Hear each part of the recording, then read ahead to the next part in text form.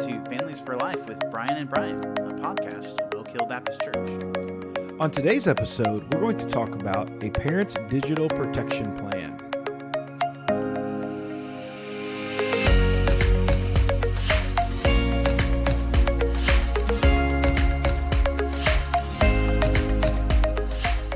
Hey, well, we're back. What's up, Brian? Hey, not much. Just excited to be here recording our podcast. We've got just a couple more episodes in the area of digital invasion. Yeah, this has been a pretty good series, I think. I know it's been good for me. Yeah. Just thinking through it all. How about you? Yeah, I've really enjoyed it. I didn't really know how I felt about all this, but really the Lord's been using this in my life, and I felt convicted in some areas and sought to make some changes, so it's been really good. I'm excited that we did it. Glad to be kind of wrapping up, and we got a couple more episodes. We are going to have one episode in between here where we talk to Pastor Allen about our One Family, One Mission stewardship campaign. Yeah, absolutely. And we're just going to keep people up to date on what's going on in the life of our church and all really, that other stuff. He's going to be teaching about it in upcoming messages, but we really just want to hear his heart on it. Right. And why has God laid this vision on our church, and kind of why our pastor's leading us to go down this road. So it's really going to be helpful, I think. I'm looking forward to that. Yeah, I totally agree. But I am excited. We got a couple, like you said, a few more episodes in this. It's been good for me to just kind of, I find myself paying much more close attention to what I'm doing, right? Just time-wise on my phone and just, on TV and all that other stuff. So yeah, last week's episode really, got after me and my own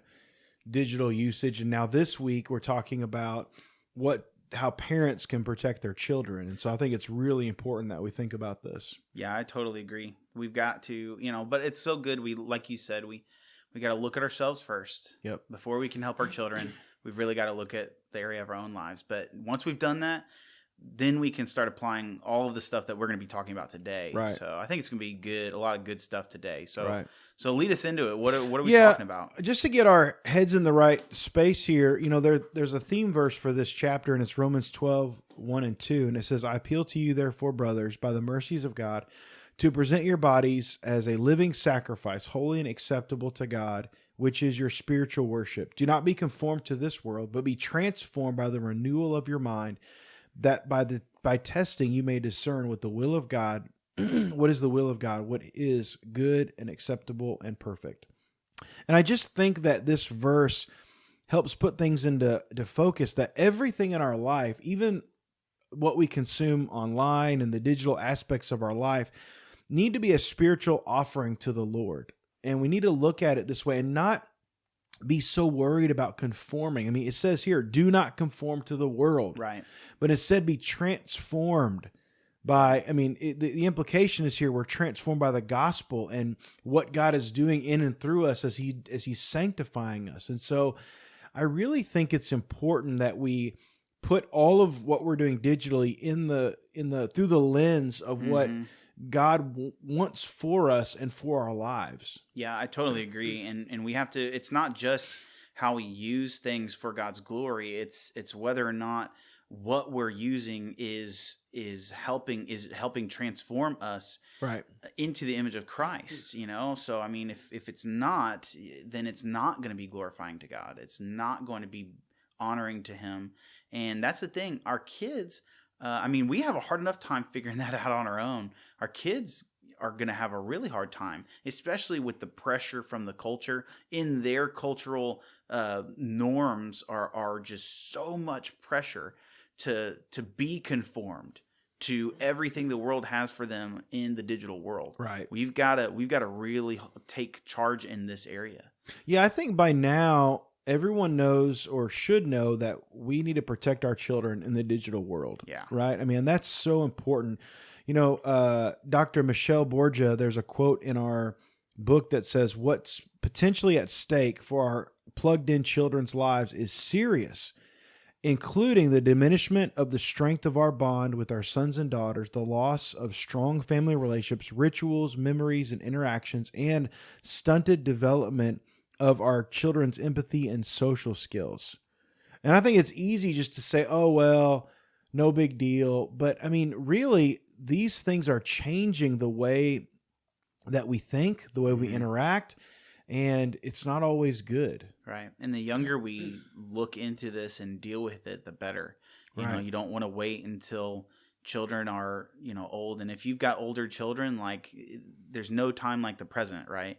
So, I mean, but if you've got younger children, don't think I'll wait till they're older to really deal with some of this stuff because that's their young childhood is where they start developing all of these patterns and bonds and things like that. Right. Yeah. I mean, online stuff is good. There are some good tools and resources there, but it cannot be a replacement for the real world. Yeah. I thought it was interesting that they even had a name for kids that are not experiencing the outside world called nature deficit disorder. Yeah. I thought, I've never heard of that before. You know, it makes sense though. I mean, it's like, how do I even live in the natural world? Because I'm just so used to the digital one. Right.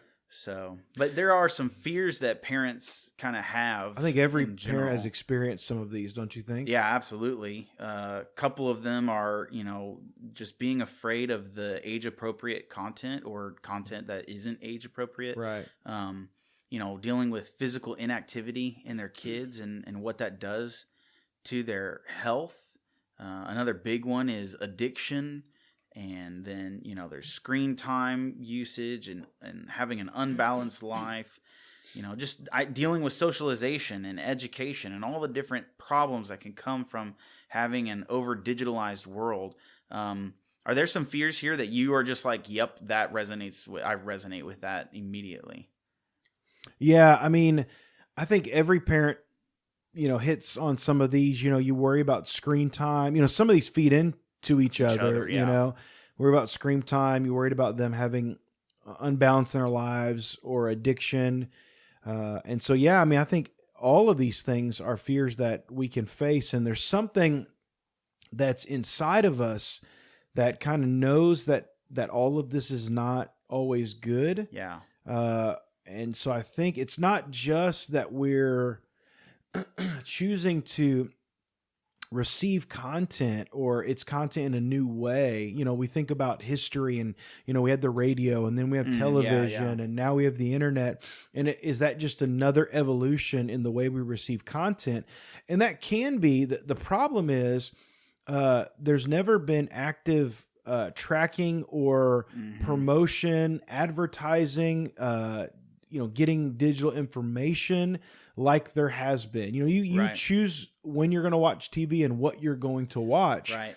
And sure, they could ask you for what you watched and try to get some of the Nielsen ratings and things like that. But if you get online, your information is being tracked and utilized and monetized. Now I've seen several commercials on Hulu where they'll say they're like promoting the fact that Hulu learns what you like to watch. Mm-hmm. It's like Hulu will suggest things that you want to watch, and it's like I'm sitting there and I'm like, you want me to think that that's a good thing? Mm-hmm. Like I don't want you to tell me what to watch. I want you to just present what you have. Yeah, it's really scary that crazy. Our kids are going to be watched and monitored and sold things, products. Things, they're trying to change their behavior to keep them online longer so that they can sell more products. I mean, listen, there is nobody at these social media companies that has your child's best interest in mind. The bottom line for all of these companies, these digital companies, is the bottom line. It's about money. And so we're trading basically our eyeballs, our clicks, our looks at these things for the freedom to use these products, but it's not free. Mm-hmm. And they are attempting to potentially change our behavior and change our brain chemistry to suit their need to earn more money. And so, I mean, that's my greatest fear, is that we don't really understand. We think it's all well and good and it's harmless. This is not just another version of the television. This is something that we really have to, the internet, especially social media, can become as addictive as, say, like gambling. Mm-hmm. Well, I think that's what part of this resource that we're going through, the digital invasion, is really getting at, is that there are so many aspects to this that you can't even factor in. Like we've talked about so much regarding all this, but you can't factor it all in and be aware of every single detail and every single facet of why this is dangerous. Right. You know, and it's similar. Like in real life, like that's part of the reason why we don't just let our kids go out and do whatever they want. You know, we have places where they can ride their bikes to and from, and we don't let them go past that because we don't know what's out there. We know some things that are out there, and we know that they can be dangerous. We know that there's plenty of things out there that aren't dangerous, you know, but we also don't know everything that's out there. Well, parents have become more constrictive in that way over the last, few decades, like not allowing kids to roam and do whatever they want. Right. And in the real world. Right. But we opposite, have, like, opposite online, end. it's like, go here, experience everything you can. Right. So it's really like not, it's almost like not helpful at all to be really protective in the real world when, you're not in the digital world. Right. So, but there are some things, there's some stuff that we can do. Yeah. We do need to think about limiting screen time, and the doctors of this book give suggestions. This is a few years ago. It's hard because now like kids they're schooling. I mean, many things happen on a screen. This book was written. So I'm going to take this as like just entertainment or extra things. Sure. But they say 0 to 2 years of age should have no screen time. Age 3 to 5, 1 hour per day. Ages 6 to 12, 90 minutes per day, and ages 13 to 19, 2 hours per day of screen time. I mean, that's very conservative nowadays, especially that, 8 to 18-year-olds. It says most kids spend nearly 3 hours per day of screen time, and 8 to 18-year-olds spend 7 to 8 hours a day. Yeah. That's kind of scary. And so that's kind of the like reality is like we just spend so much time on screens and doing things, even outside of work. We're just entertained to death. But, one of the things I think is important about this, because like I don't follow those precise conservative allotments of time. I've got both of my children are under 2 and we watch TV together and stuff. But I think the point that is best being made is that there's so few people that are actually setting rules and guidelines in their house or even paying attention to how much time they're spending on screens. It says that 3 out of 10 young people say that they even have family rules about how much time they can spend watching TV or playing games. Yeah. And so what that means is really what we're talking about is you need to come up with the guidelines and the rules that work for your family. Right. But it can't just be unfettered access, whatever, any amount of time you want, because that's not going to go well for you in the long run. Right. So let's talk about the steps to protecting your children in the digital world. And the first one, step 1, is laying a foundation of trust. And so this is all about doing the work of getting our kids to trust us in this area. Okay. Right. We've got to help them understand why we are the parents and that we are here to parent them, to guide them, to help them as they go along. And so how we do that is, number 1, we need to show unconditional love and affection. Mm-hmm. No matter what, we love our kids. We want to help them to come up with good boundaries. And so if we show them that love, they're going to trust us more. Yeah. I think one way, if I can say this, I think one way to do that is, how when parents say things like, if you lie to me, you're going to be in more trouble than if you just tell me the truth. And I think in every kid's mind, the scenario is that real? Like, will they really be less angry with me if I tell them the truth? Because the truth isn't good, And I think showing your kids in real life that when they do tell you the truth, it really is a lesser issue. Right. That's one huge way to just show unconditional love and to let them know, like, you really can trust mom and dad.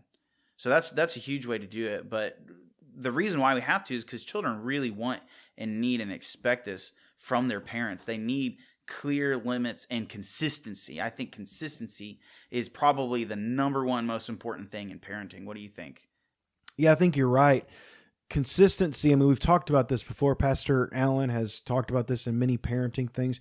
We've got to be consistent in how we discipline, how we set these boundaries, how we think about these things with our kids. And that's hard, you know. It is hard. But they are, I tell you, kids will sense more love and concern if we would set these boundaries and set these limits for them. They will know my mom and dad love me. Now, they may not express that outwardly, Right. Yeah. but deep down they know that you love them. And then finally, we need to become a good listener. I think that's really important, is that we keep the lines of communication open, talk, and then listen. I think that's huge. They need to know that you care what they think and feel. Right. That's a big deal. Step 2 is to stay informed about the digital world. If your kids trust you, well, are you going to be able to lead them? And the only way you can is if you know what's going on in the digital world. It's changing rapidly. It happens all the time. I mean, I'm constantly asking students, like, what does this mean now? And they're teaching me things, and so that I can in turn teach them how to interact with it. And that's what we need to do as parents. So we got to get online and see what's being reported about in technology and digital engagement. We need to talk to our kids about what these things are. Yeah, we've got to get online and find out what are the risks. You can do that by Googling. There's news programs, there's shows. I watched an interesting documentary called The Social Dilemma, and they really hit on, these quote unquote free social media apps, and really how you're trading your looks and what you're seeing and your clicks for money, and we're making them extremely rich because of they're getting data and information from us. And it's almost reminds me of that movie, The Minority Report. Oh yeah. Where there was targeted advertising for each individual person that got off of the subway train, and it would scan your eyeballs, and then, oh, it's Brian, and you like lifting weights. So here's something, I'm going to give you this ad. That's what is happening. That's what's happening. You just right now. mentioned something like, I mentioned, like it's kind construction costs, and it's like I get ads for construction. It's kind of funny. It's like a joke, but if you really think about this, do we want someone to know everything about our children and how to not only know things about them, but to be able to affect them and change them? That's really scary. Yeah. So we've got to learn about these things. We've also got to learn about each device and the parental controls. Listen, if you're going to bring a device into your home, whether it's a gaming system, handheld game, console game, smart TV, phone, tablet, whatever, you better know what its capabilities are. Just assume that everything that's electronic today can connect to the internet. Just assume. I mean, that's almost just true. Right. So, and if it can connect to the internet, there are ways for kids to have access to things that are not good. Yeah. Yeah. So we got to know about this stuff. What's another step we can take in just being prepared and helping? Yeah, we just got to love them enough to set limits. We talked about this just a minute ago, but what are the limits that we're going to use in our digital devices? It's difficult, to tell our kids no or to set these limits sometimes, but it's really our responsibility. Yeah. We're not there to be the friend. We're there to be their parent. No one else is going to parent your child or should parent your child. Right. You should be the one to do it. And so when they say, you don't love me or you're not fair, it's simply because they don't understand that love is includes helping them to realize healthy boundaries. That's right. I think that's so true. And I think the world that we live in has totally confused this. I mean, if you go onto any parenting forum or anything like that, where you're talking with parents who are unbelievers, you're going to find that setting limits and boundaries and telling your kid no is like swearing. I mean, you are not allowed to do that in our world. And so we as believers have really got to take a firm stance on this and say, no, the Bible is clear that if you do not love your child and discipline them, then you are causing them to walk into ruin. You are the ruin of your children when you do not love them enough to set boundaries. Well, doesn't our Heavenly Father do the same thing for us? You know, I mean, there are so many boundaries and things in the Bible, and God says, listen, if you would listen to me and do what I say, things would go well for you. Amen. But we often will say, no, God, I know better. And Right. we end up in sin, and we have all kinds of unnecessary trials and temptations because we just won't listen to God. And sometimes it's simply because we don't understand. And that's why humility is so important as a believer and as a child. Like, we have to help our children understand the best that they can, but there's times where they just can't. Right. And that's hard. That's really hard when you're trying to do something for your child that's good for them and they are hating you for it. Right. But love does things for people even when they don't want it or deserve it. Yeah. It's and that's so where, important. And that's where you've got to care more about your calling as a parent than what your child thinks on a particular day or what they say about their friends. That is so true. Children are immature.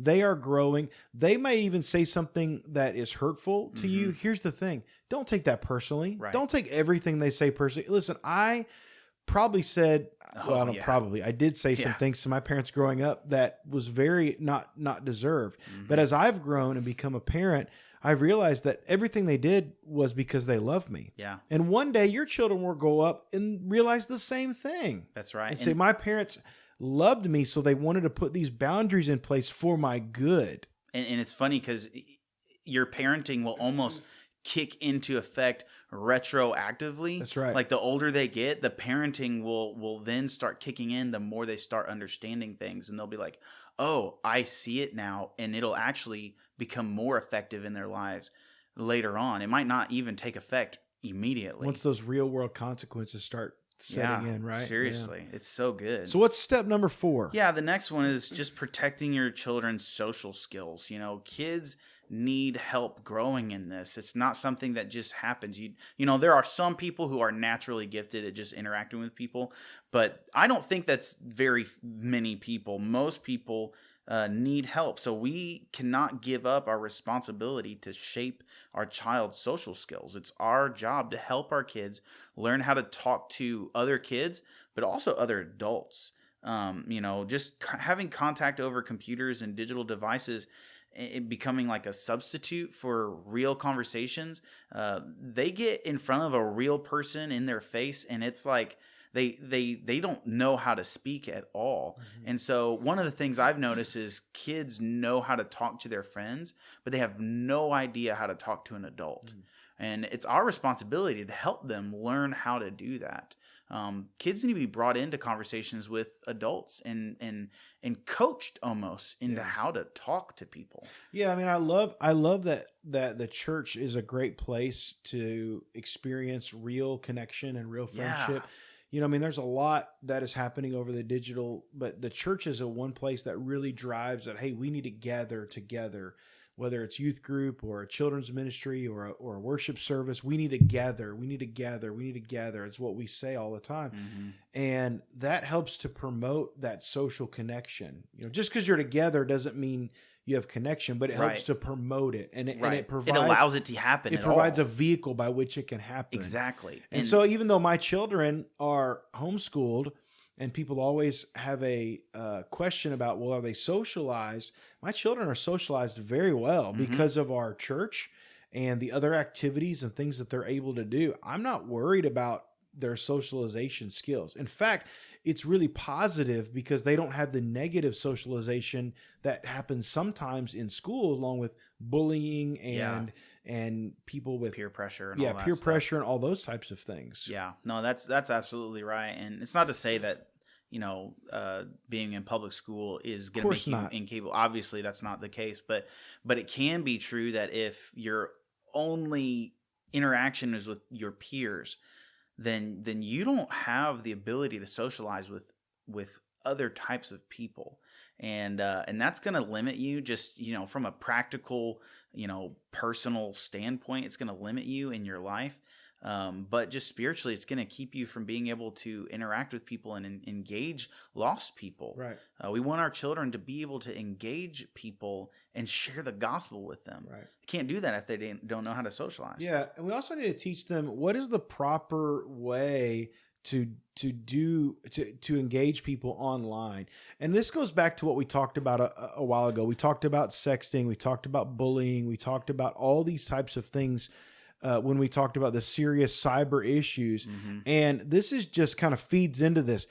We've got to make sure they understand that their responsibility in that, and we've got to help them know what does it mean to be a good digital citizen, you know? Yeah, that's right. And so that brings us kind of to our next point, really, is just to give them clear expectations and outcomes. Right. I really think this is like, a conversation, if not a series of conversations where you're constantly just reaffirming the expectations that you have for your children, and then what the outcomes of either not meeting those expectations or meeting those expectations. Right. What's going to happen if I don't meet the expectations? What's going to happen if I do? Yeah, we need to make sure that there's a pattern of discipline in your children's lives. Mm-hmm. Hopefully you start when they're young, because it's much harder to start when they're older. But we've got to make sure that we're disciplining our children in an age-appropriate way.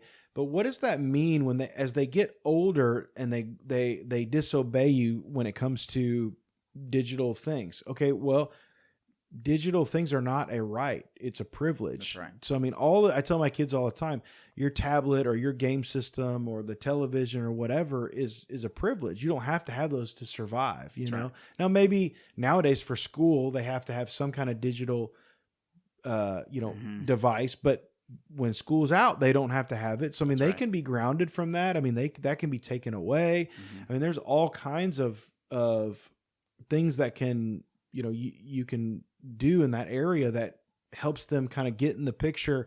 Oh, there's going to be consequences for my actions. Right. And it's so important to do that because they really don't think that there are consequences to actions in life. And the reason why is because they're young and they're under our protection. And so we have to show them experientially.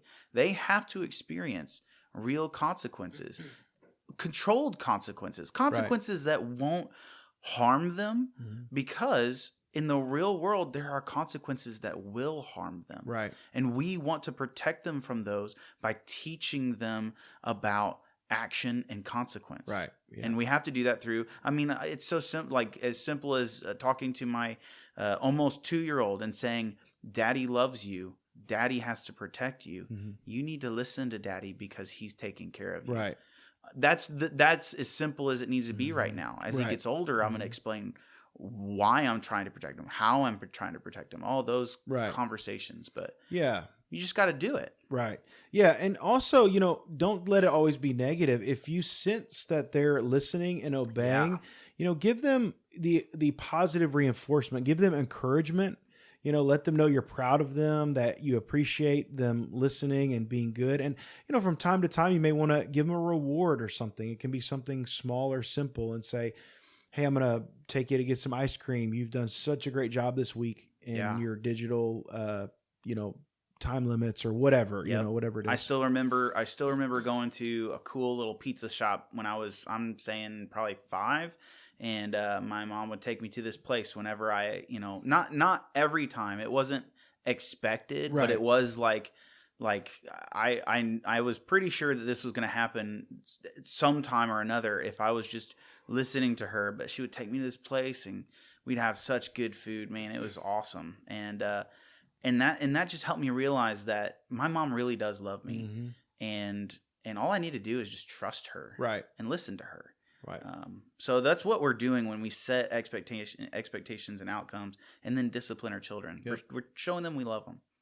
But what's another thing? The next one. Step number 6 is to keep the internet safe. Now, there's a lot of practical things here, and there's a lot of people that aren't really that techie, but let me tell you, it's becoming more just intuitive for them as far as techiness. And so you've got to kind of play a little bit of catch up here if you're not a techie person. It's really, or get a friend who is techie and help you out. It's that important. But every home has if you have Wi-Fi, you have a wireless router. Okay, sometimes it's built into your modem. It's a combination piece, but make sure that you have the password and that you change it, because kids will know how to get into that and possibly take off any filtering or change limits or whatever. A lot of the routers now, I had one that had a built-in filtering and time limits and all kind of stuff built into it. So you can get that now. There's also something called OpenDNS Family Shield, which is where you can point your router to go through a filter before it goes out to the internet. And so many of the things are blocked. And that's actually the basic package for that is free. Oh, wow. So look That's into cool. OpenDNS Family Shield. We have a device at our home called the Circle. It's actually was bought by Disney, which is really weird. Yeah. But Disney bought the Circle, and it is a filtering box that plugs into your network, and I can set limits for each person, time limits, bedtime. I can set what level they're at. So like my kid may be different than my teenager versus an adult, or something like that. And so it's a pretty cool little device. And so there's all kinds of things like that. There's time limits are built into certain devices now. Yep. If your kid has an Amazon tablet or an iPad, a lot of times they have these kind of things built right into them and you can use them. You need to know the parental controls for each device. So set up a parent and a child account. So you have your own parent account, a separate one, and then your child, little Johnny or whatever, gets on his account, and that profile is governed or locked down. Yes, kind of thing. Yeah, so I think that's one thing I've seen with parents is they will have them and their kid on the same account, and that practically just makes things really hard when they get older because you have to try to separate it all, and that's nearly impossible. But just having a separate account actually gives you're still able to control it. If you're the one who has set it up and everything. So I think that's just practically a good. But keep talking. Brian's the expert really on this. I say expert, like he just knows a lot more about this than I do. Yeah, one of the things you need to check. One of the things you need to check around your house is, are there any open Wi-Fi access points? Hopefully, all of your neighbors have their internet locked down. But this could be a bad thing if they're connecting to another network. Then they're going to have free reign to they can access anything on the internet. Yeah. There's also some great internet filtering and monitoring software out there. You can find a search for it. Usually there's a little cost, but it's worth it. So say you have a computer or a device or something. Many of them now cover a wide range of devices. I will say this. We've had trouble with Apple devices. Apple has made privacy a priority, which is good. It is good. It's very hard now to do filtering on an iPad or an iPhone now. You have to really engage some different types of things to make it work. Yeah. Well, a lot of that I think is built in, kind of like you're saying. Like you can do a lot of that in their devices. Right. So if you're an Apple person, you all have iPhones or whatever. You need to do you just need to do a little bit of research, look into it, and find out what Apple specific stuff there is. Right. But there's so many different, and that's why we're not going to go through it all, because all you need to do is just search, parental protection online, whatever, and it'll give you everything you need to know. Right. Yeah. And then, older teens and even adults, kids in college, we need some accountability software. And this is primarily to combat internet pornography and things that we should not be looking at. And I think it's good for every man of God that wants to live a holy life to have some sort of accountability software on his devices. It just helps keep you from temptation. Yep. You're not even tempted if you know that you're going to be someone can potentially see reports or look at your history, I really advise parents to keep computers and game systems in a public space.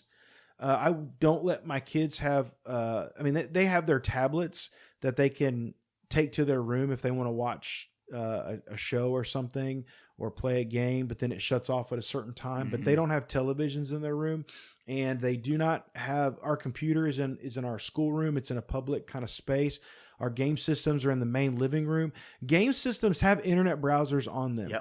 Yep. And so anything you can access on a computer, you can access on a game system. That's exactly right. So you can disable that through a parent-child kind of account there on an Xbox or a PS, a PlayStation. So you really need to keep those in a public space, though. That way there's no temptation to do that. And it also keeps children from just going off into their room, spending countless hours alone. Right. Hey, you're going to watch them play a game with them, whatever. You interact with them while they're doing something fun. And, right. And it becomes a group thing rather than just them by themselves. That's right. And listen, kids are smart. Yes. They know how to get around things. There are forums. There are videos on YouTube. Just type in, like, if you're going to do I'm telling you to do the filtering, do the monitoring, do these things, but then go online and say, how to get around it. Yeah. How to get around this filtering or get around this, because there's stuff out there and kids will find out how to do that. So you need to know in advance, check back on the device, make sure none of the settings have changed, make sure the PIN numbers haven't changed, and keep an open dialogue with your kids. Yeah. Keep talking about this. I would say one thing that's kind of related to this, I don't know where else we would talk about it, but one thing to keep in mind is your kids have friends, and many times those friends have devices. Right. And not every kid out there has a parent who's doing this.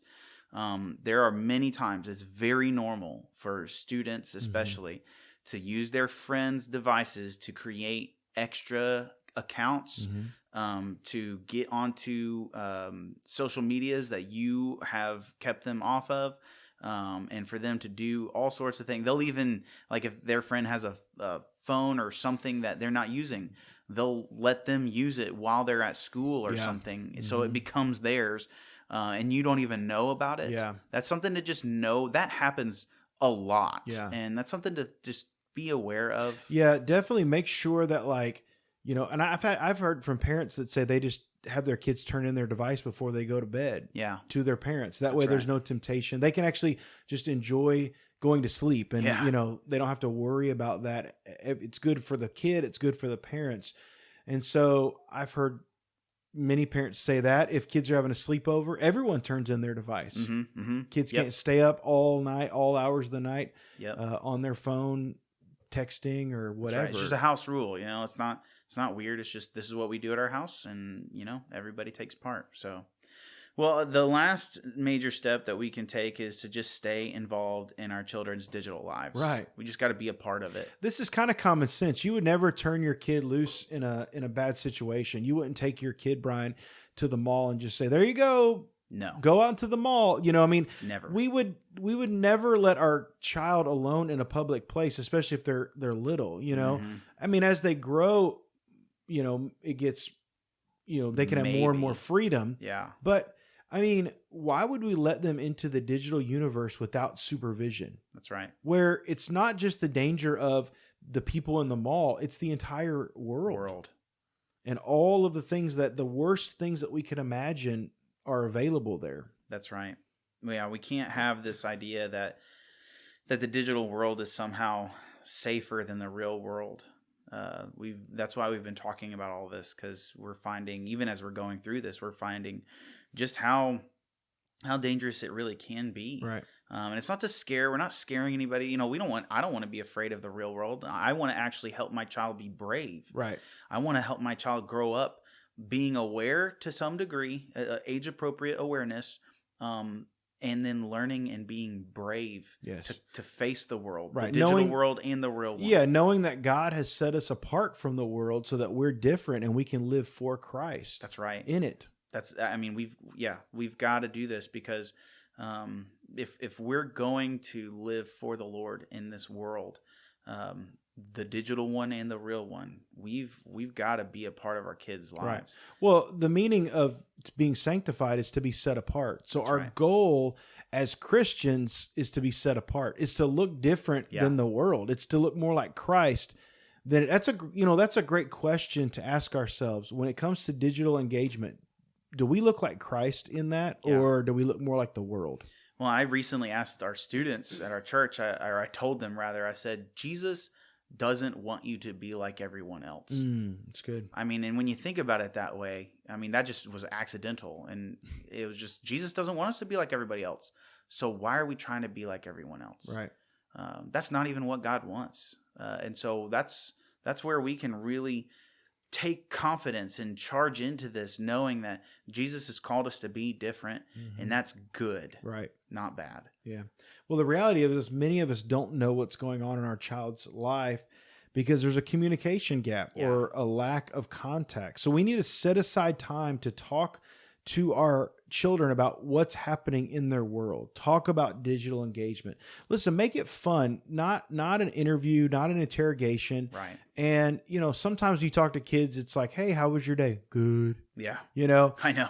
It's, you've got to almost learn how to be like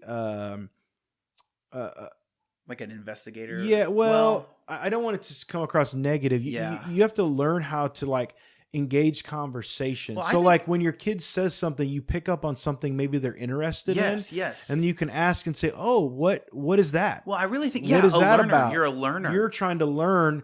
That's what I find. Like if you, especially like Minecraft, like every middle school boy in the world plays Minecraft right now. And if you just say, I don't know what you're talking about, they'll be like, well, let me tell you everything for at least 3 hours. Right. And you won't get them to stop talking to you. Right.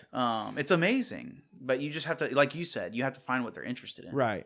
So, I mean, that's something I really try to do. Like we go around the table at dinner time and talk about our day. And it's like, okay, what'd you do? Did you learn anything? And they're like, no, school.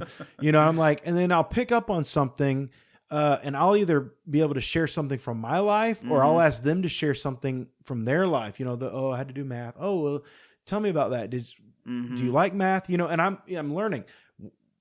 Some of my kids don't like math. They really struggle. Right. Some of them are really good at math and it comes naturally to them, and maybe other things they're not good at. I wouldn't know that if I didn't try to engage them That's true. in conversation. And so it's hard. It's hard because especially as they're teenagers, they tend to clam up even more. Right.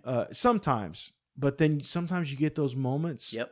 And they just will talk and talk. And when I get those moments, I will do anything to just keep that going. Yep, yeah. To just stay in it. And it's beautiful, man. Yeah, it it's really really is. cool. But it's not going to happen if you're not trying. And so we just got to keep getting in there. And we got to do this early. Mm-hmm. The earlier you do it, the better it'll be. And like I said, there's no time like the present. So if your child's like 18 years old, it might be harder, but it's still worth it to get in there and to just be a part of their life. Right.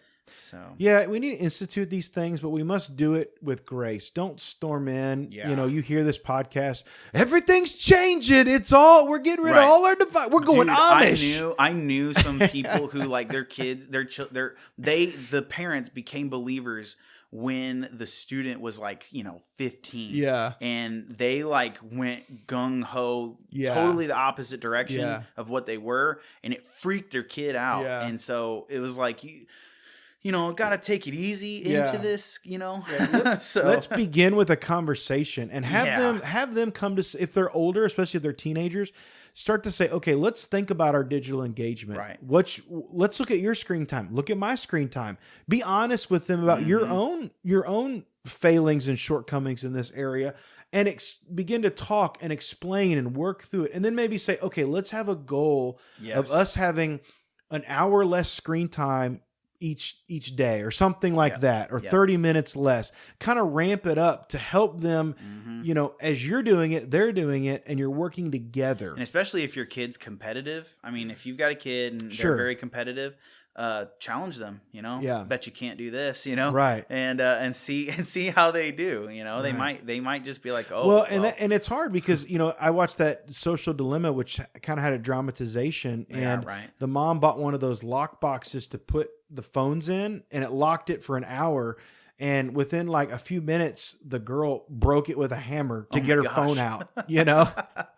Yeah. I know that's a dramatization, but that It could feels very like much be a real life scenario. Right. That, And you don't want to do that to your kid. Right. Like, that's not what we're saying. We're not saying you want your kid to feel like they have to break their phone out with a hammer. Right. We want, we want to walk into this with them, but also leading them. with grace Right. and prayer Yeah. and godliness. Yeah. That's right. So this can be hard. No one ever said parenting is easy, but we've got to do this with grace and wisdom from the Lord, and it will go better. Yeah. I believe it will improve our lives as we live for the Lord and we walk in our digital world with our kids. I totally agree. And, the biggest thing about this is we have to do our best to be a good example. That's right. And we're not going to be a perfect example. That's why we have Christ.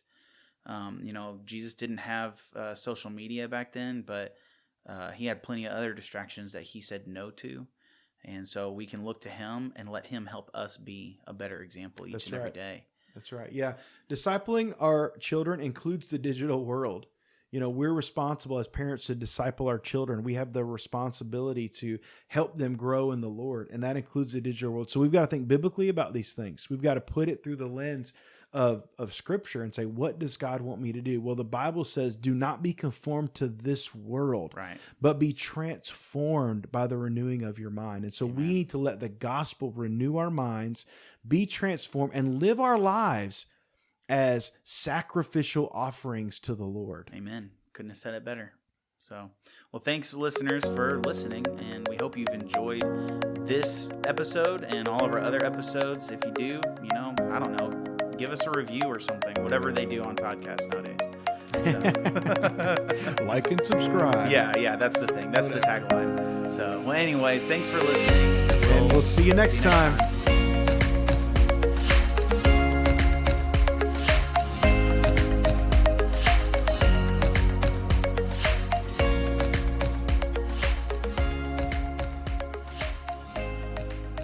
Gary Marcus. And I'm August Clementine. This is Thoughts for Your Thoughts. Absorb. Absorb the aggression. I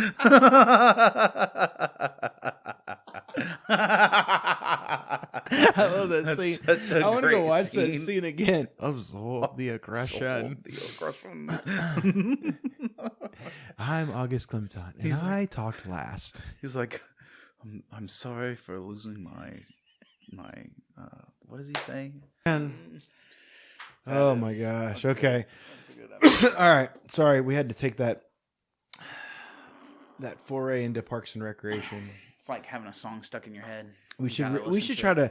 Today we're going to talk about parenting in the digital age.